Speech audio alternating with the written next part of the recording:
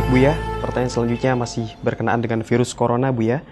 Semua orang dan lembaga dihimbau pemerintah untuk memberlakukan lockdown Buya, yaitu tidak keluar rumah atau berinteraksi dengan orang lain secara langsung Buya.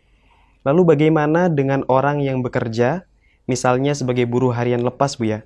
Apakah mereka tetap harus mengikuti himbauan pemerintah untuk tidak keluar rumah, sedangkan mereka perlu untuk keluar rumah agar mendapatkan penghasilan untuk biaya hidup dan keluarganya Buya? Banyak pelajaran yang bisa kita ambil di balik musibah ini dan nanti akan menjadi nikmat. Di antaranya apa? Ayo kita mulai membiasakan hidup sederhana.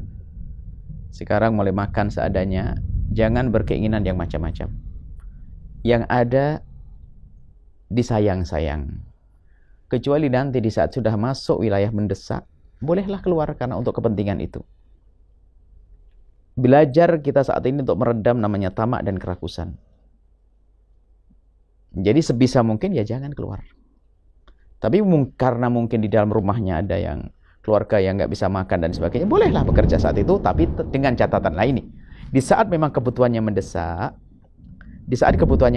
maka keluarlah dengan catatan berhati-hati, waspada, mulai dari menjaga, mengikuti petunjuk medis gimana kalau harus bekerja, mungkin pakai masker atau bagaimana, petunjuk. Kemudian di dalam perkumpulan tersebut harus lebih sesuai petunjuk medis, katanya lebih terbuka.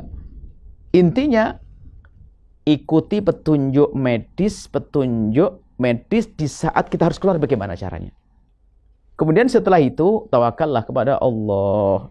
Yang penting jangan niat untuk memenuhi ambisi dan hawa nafsu. Selesai, itu saja.